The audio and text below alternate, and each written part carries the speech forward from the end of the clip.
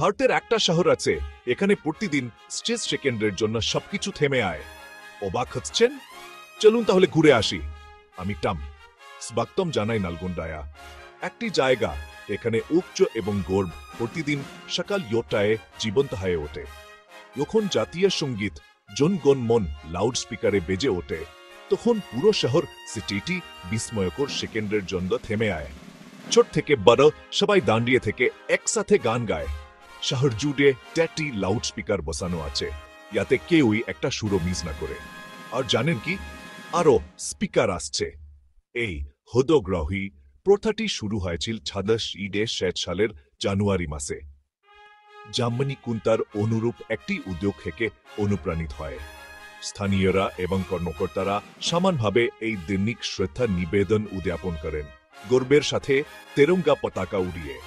তাই পরের বার এখন আপনি ভাববেন হে দেশপ্রেম শুধুমাত্র বিশেষ দিনের জন্য সংরক্ষিত, তখন নালগোন্ডার কথা মনে রাখবেন।